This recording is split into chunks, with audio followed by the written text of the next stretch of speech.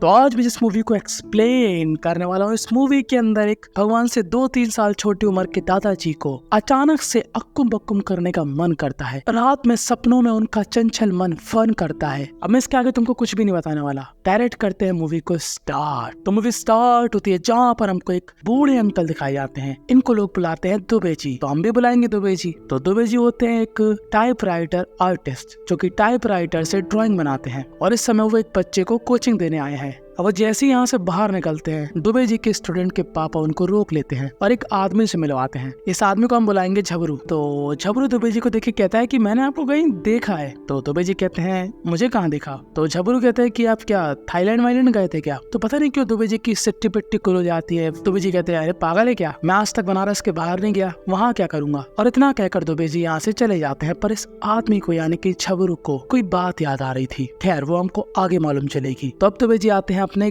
घर में। तो दुबे जी के हैं 2 बेटे और 1 बेटी, और ये अंकल होते हैं उनकी बेटी के हस्बैंड। दुबे जी का पूरा परिवार दुबे जी की इतनी ज्यादा रिस्पेक्ट करता है, इतनी ज्यादा रिस्पेक्ट करता है कि दुबे जी उनके लिए साक्षात भगवान के समान होते हैं। और जो दुबे जी की वाइफ होती है वो कुछ साल पहले टैं बोल चुकी है, पर दुबे जी उनको देखकर खुश होते रहते हैं और उनसे बातें भी करते हैं। अब होता है नया सवेरा। दुबे जी निकल चुके थे वॉक पर। तो दुबे जी के बड़े बेटे को हम बुलाएंगे गगन। तो आज बाबूजी का बर्थडे, और गगन यहाँ पर बाबूजी के बर्थडे की तैयारी करवा रहा है कि तभी उसको घर के अंदर से एक आवाज आती है कुछ टूटने की। और वो जैसे ही जाता है अंदर, वो क्या देखता है कि बच्चों ने उसकी माँ सरला जी की फोटो को तोड़ दिया है। अब ये लोग काफी परेशान होते हैं और अपने बच्चों को डांटते हैं। पर ये लोग जैसे ही ये फोटो फ्रेम उठाते हैं, इनको पीछे से मिलता है एक पासपोर्ट, और पासपोर्ट पे हम लोग क्या देखते हैं कि द्विवेदी जी की फोटो है एक लड़की के साथ। इंडियन लड़की नहीं, गोरी चिट्टी लड़की। और पासपोर्ट में क्या लिखा है, थाईलैंड। अब ये बात जैसे इन तीनों को मालूम चलती है, इन तीनों के ही होश उड़ जाते कि जिसको हम लोग भगवान समझ रहे थे, जिसका हम लोग सम्मान कर रहे थे भरपूर, वो तो रियल लाइफ में शक्ति कपूर।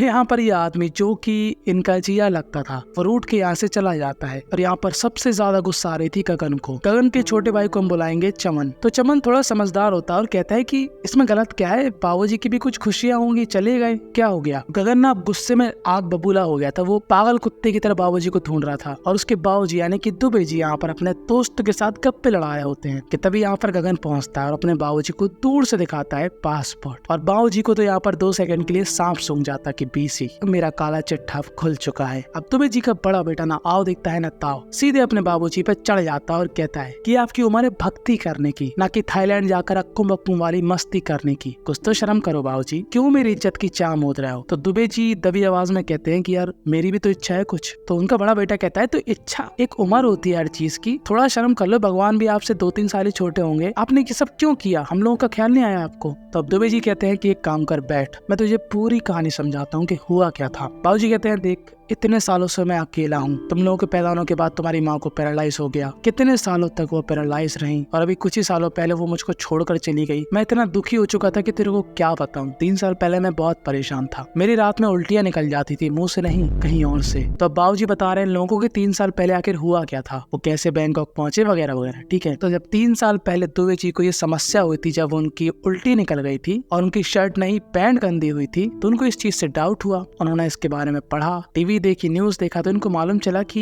इस चीज का मतलब है कि बस थोड़ा समय बचा है, इसके बाद आपका प्रोटीन बनना बंद हो जाएगा और टावर भी नहीं आने वाले। अब इतने में इनके पड़ोसी आ जाती है, तो उसको लगता है कि दुबे जी की उम्र तो 70 साल है, अब दुबे जी ये सब नाटक क्यों देख रहे हैं। खैर वो यहाँ से चली जाती है, पर दुबे जी के मन में बहुत सारे सवाल आ चुके थे। उनको लग रहा था कुछ ही साल है और उसके बाद लगता है मेरे अंदर वो मर्दानगी वाली चीजें चली जाएंगी। दुबे जी अपने दोस्त से बात करते हैं, पर उनका दोस्त उनको कहता है अबे कैसी बातें कर रहा है, भक्ति कर, भगवान के रास्ते पे चला जा, ये सब छोड़ दे, तू 70 साल का हो गया, कुछ तो शर्म कर ले। अब दुबे जी उसको कैसे समझाए कि वो चीज कंट्रोल हो ही नहीं रही है, मन कर रहा है तो कर रहा है। अब दुबे जी अकेले पड़ चुके थे, क्योंकि इंसान अपने दोस्त को ही ऐसी बातें बताता है, पर दोस्त ही उस बात को गलत मान ले तो फिर इंसान किसके पास जाएगा। तो अब जो दुबे जी थे वो काफी परेशान रहने लगे थे, क्योंकि उनको हर जगह उनकी बीवी दिख रही थी सरला, जिसके साथ वो अक्कुम बक्कुम वाला सीन बना रहे थे, तब का सीन इमेजिन कर रहे होते हैं। अब दुबे जी को ऐसा लगता है कि यार वो 70 साल के हो चुके हैं और इस उम्र में ऐसी वैसी चीजें सोच रहे हैं, कितने नीच इंसान है वो, ऐसा उनको सबको लग रहा था अपने मन के अंदर। तो वो सोच रहे थे कि ऐसे जीने से अच्छा है कि मैं निपट ही जाऊं। तो दुबे जी पहुंच जाते हैं छलांग लगाने पुल से कि तभी यहाँ पर उनको एक व्यक्ति रोकता है। इसका नाम होता है संतुलन। संतुलन यहाँ पर कहता है, अरे बाबूजी काहे के लिए मरने जा रहे हो, जो भी समस्या हो हमको बताओ ना, हम है ना सुनने के लिए। तो दुबे जी कहते हैं कि मेरी उल्टी निकल जाती है बेटा। तो संतुलन कहता है तो क्या हो गया, अब आपकी उम्र ही ऐसी है, उल्टियां तो निकलेंगी। तो दुबे जी कहते हैं कि बेटा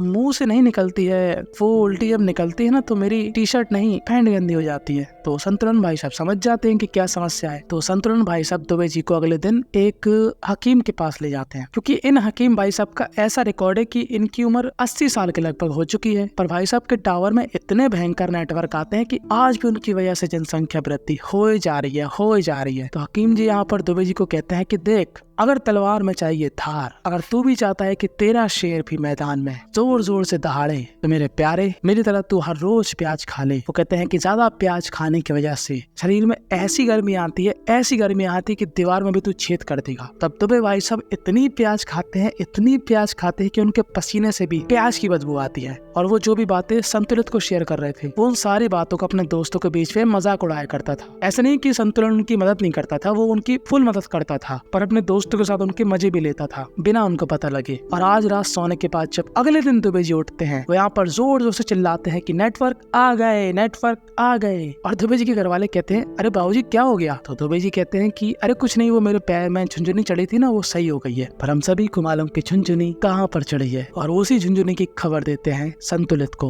तो संतुलित यहाँ पर बहुत खुश होता है। तो संतुलित दुबे जी को अपने पास बुलाता है मिलने के लिए। यहाँ पर उसके दोस्त भी होते हैं। तो ये सभी लोग दुबे जी को सलाह क्या देते हैं कि देखिए अब टावर आ चुके हैं, तो अगर आप कोई मोबाइल का इस्तेमाल नहीं करोगे तो उस टावर का क्या ही मतलब रहेगा। महिला की व्यवस्था हम कर देंगे, आपको बस जाना है, मैदान में अपना कारनामा दिखाना है, और जो आपकी इच्छा है उनको पूरी करके आ जाना है। तो दुबे जी को ना काफी अनकंफर्टेबल लगता है कि यार इस उम्र में ये सब करना सही रहेगा कि नहीं। तो संतुलित कहता है कि भाड़ में गई उम्र, आपका जो मन है वो आप करिए, मैं हूं ना आपके साथ। अब दुबे जी रात में सो जाते हैं और वो सपना क्या देखते हैं कि जब वो अक्कुम बक्कुम करने के लिए गए उस महिला के साथ, तो वो यहाँ पर पकड़े गए। तभी ये सपना उनको इतना डरा देता है कि दुबे जी डिसाइड करते हैं कि ना, उनसे ना हो पाएगा। तो संतुलित कहता है कोई बात नहीं, यहाँ नहीं तो कहीं और देखते हैं। अरे इसका नाम संतुलन है, सॉरी मैं इसको संतुलित बोलना, हम इसको सत्तू बुलाएंगे, ठीक है। तो सत्तू कटिंग का काम किया करता था कि तभी उसके पास एक उसका ग्राहक आता है जिसको हम बुलाएंगे राज। तो राज यहाँ पर सत्तू से कहता है कि कमर बहुत अकड़ रही है, गले में भी अकड़न आ रही है, अभी थाईलैंड गया था बैंकॉक, वहाँ पर क्या मसाज मिली, मजा आ गया, मस्त मेरा उन लोगों ने सैंडविच बनाया। तो अब जैसे ही सत्तू ये बात सुनता है उसके दिमाग में बसती है घंटी, और वो दुबे जी को सलाह क्या देता है कि आप भी जाइए थाईलैंड और वहाँ खुलकर धूम मचाइए, क्योंकि वहाँ पर आपको कोई भी नहीं जानता और वो जगह ही ऐसी है जहाँ पर सब लोग यही सब करने जाते हैं। और सत्तू ने राज से उस जगह का कार्ड भी लिया था जहाँ पर राज गया हुआ था थाईलैंड में, वही कार्ड वो दुबे जी को दिखाता है। अब दुबे जी जैसे इस कार्ड वाली महिला की फोटो देखते हैं, दुबे जी के अंदर से झुरझुरी छूट जाती है, समझ रहे हो, मतलब अंदर एकदम करंट सा दौड़ जाता है कि वाह क्या महिला है। और दुबे जी अपने दरवाजे वगैरह बंद करके अपने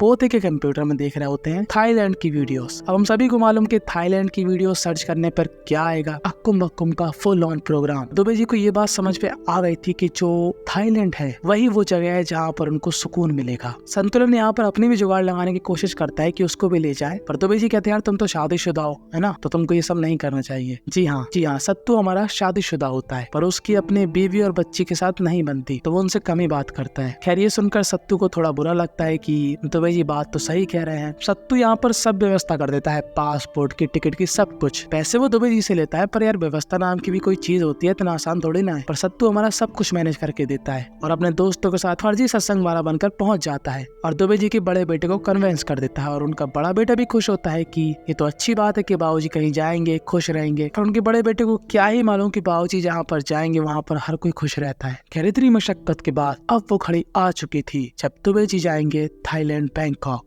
और वो सत्तू को थैंक यू बोलने के लिए कुछ गिफ्ट देते हैं, जहाँ पर उन्होंने सत्तू के लिए एक टाइपराइटर से पेंटिंग बनाई थी, उन सभी को 5000 रुपए दिए थे और एक बढ़िया सा पत्र भी लिखा था। और वो झबरू था ना जो हमने शुरू में देखा था, वो दुबे जी को बैंकॉक की फ्लाइट में मिला था। अब हमारे दुबे जी आ चुके थे सीधा बैंकॉक अक्कुम बक्कुम करने। अब यहाँ पर दुबे जी को एक इंडियन टैक्सी वाला मिल जाता है, मतलब वो काफी सालों से यहाँ पर रह रहा है, पर उसके जो पिताजी थे वो इंडियन है। अब दुबे जी जो एड्रेस बोलते हैं जो कि सत्तू ने उनको दिया था, जो कि सत्तू को राज ने दिया था, ये टैक्सी वाला उनको उस एड्रेस में पहुंचा देता है। पर दुबे जी क्या देखते हैं कि इस एड्रेस में कुछ भी नहीं होता है, यहाँ पर म्यूजिक का प्रोग्राम होता है। अब दुबे जी ये बात बताते हैं सत्तू को, तो सत्तू यहाँ पर सीधा फोन लगाता है राज जी को, पर यहाँ पर फोन उठाती है राज की वाइफ और सत्तू बिना बिना कुछ सोचे समझे सब कुछ बक देता है कि आप थाईलैंड गए थे, वो जो आपने मजे लिए वो किस जगह पे लिए थे, हमको एड्रेस बता दीजिए, फलाना ठिकाना। और अब राज की बीबी का खून खौल जाता है और वो राज को मारने पर उतारू हो जाती है। और राज घायल होने के बाद अब सत्तू को मारने की तलाश में था। यहाँ पर सत्तू को क्या मालूम चलता है कि राज कभी गया ही नहीं बैंक को, वो सिर्फ डींगे हाँक रहा था। अब जो दुबे जी थे वो जैसे ही यहाँ से निकले उनको एक आदमी अपने साथ ले जा रहा था। दुबे जी यहाँ पे बहुत खुश थे, पर ये सभी लोग लुटेरे थे। वो जैसे ही दुबे जी का बैग छीनने की कोशिश करते हैं, दुबे जी की किस्मत अच्छी थी कि यहाँ पर पुलिस आ जाती है और दुबे जी बच जाते हैं। वो सीधा लगाते हैं उस टैक्सी वाले को फोन, क्योंकि उस इंडियन टैक्सी वाले ने दुबे जी को अपना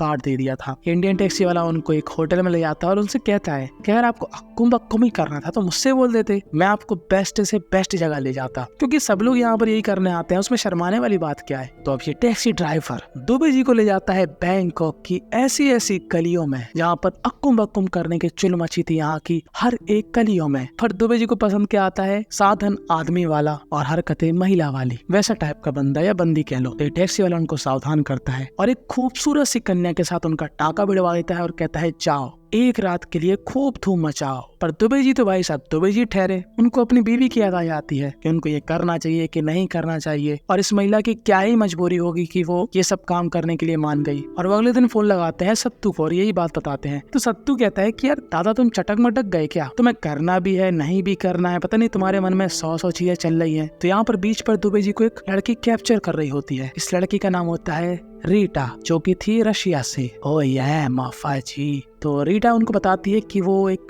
ट्रैवल ब्लॉगर है और उसको अच्छा लगता है नई नई जगह का एक्सपीरियंस लेना, और वो रूम शेयरिंग में रहती है। तो दुबे जी कहते हैं कि तू मेरे साथ रह ले, और रीटा को काफी अच्छा लगता है कि दुबे ने उसको पूछा कि वो उनके साथ रहे। अब रीटा यहाँ पर सो जाती है। तो जैसे ही दुबे जी अगले दिन उठते हैं वो रीटा को फोन लगाते हैं और उससे मिलने पहुंच जाते हैं। दरअसल रीटा निकल चुकी थी यहाँ से, पर बाबूजी एंड टाइम पे रीटा को रोक लेते हैं और कहते हैं कि मैं भी तुम्हारे साथ ये दुनिया घूमना चाहता हूँ, मुझे भी एक्सपीरियंस चाहिए लाइफ का। तो अब दुबे जी रीटा के साथ इतना घूमते हैं कि इस मूवी के अंदर उनके पेटों की नहीं मेरी भी जल के ज्वालामुखी हो चुकी थी कि वाह दुनिया कितनी खूबसूरत है और मैं कहाँ पर एक कमरे में बैठकर बोल रहा हूँ। आज मैं जिस मूवी को एक्सप्लेन करने वाला हूँ छंड है मेरी लाइफ। खैर अभी मैं अपने इमोशन को कंट्रोल करूंगा और इस मूवी पर ही ध्यान दूंगा। तो दुबे जी रीटा को बताते हैं कि उनकी वाइफ जो खत्म हो चुकी थी, क्या क्या प्रॉब्लम थी उनकी लाइफ में, उन्होंने आज तक कभी भी अपनी बीवी के साथ चीटिंग नहीं करी, वो काफी लॉयल थे, वो यहाँ पर क्यों आए थे। रीटा को ये बात नहीं मालूम थी कि जो दुबे जी है वो यहाँ पर क्यों आए थे, पर अब जब रीटा को मालूम चल चुका है तो रीटा यहाँ पर काफी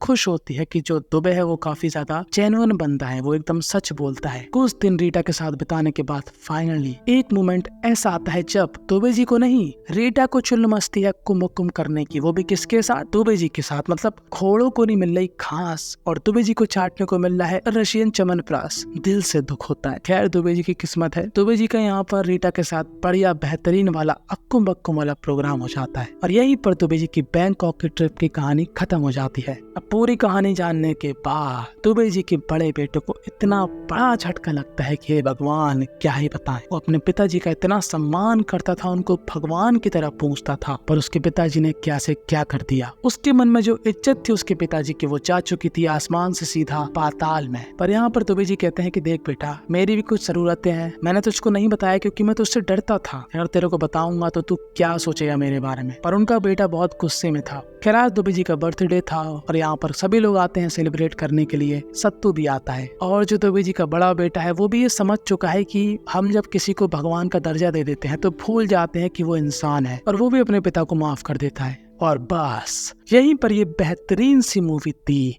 एंड हो जाती है। इस मूवी से हमको यही सीखने को मिला कि अगर आपकी एज दुबे जी जितनी है और अगर आपकी एज दुबे जी के बेटे की जितनी है तब भी आपको खुश रहना चाहिए। आपका आपके माँ बाप के साथ ऐसा रिश्ता होना चाहिए कि आप लोग एक दूसरे के साथ ये बड़ी बड़ी बातें शेयर कर सको। खैर तुमको क्या लगता है कि अगर तुम्हारे बाबूजी ऐसी हरकत करते तो क्या तुम अपने बाबूजी को माफ करते या फिर नहीं करते? कमेंट में ईमानदारी के साथ जवाब देना। और ऐसी अक्कुम बक्कुम से रिलेटेड मैंने 2 और कहानियां एक्सप्लेन करी है। एक जिसमें एक बंदा रहता है उसको भूत चढ़ जाता है कुम करने का, और एक औरत जिसके अंदर बहुत सारी इच्छाएं हैं, समझ रहे हो कुम वाली। और एक दिन उसको मालूम चलता है कि उसका हस्बैंड उसको चीट कर रहा है। फिर उसके बाद ये महिला ऐसी गदर मचाती है, ऐसा गदर मचाती है, ऐसा गदर मचाती है कि तुम लोग इमेजिन भी नहीं कर सकते। दोनों स्टोरी यहीं पर आ रही है। तो follow me on Instagram for daily reels, subscribe my channel now. बस।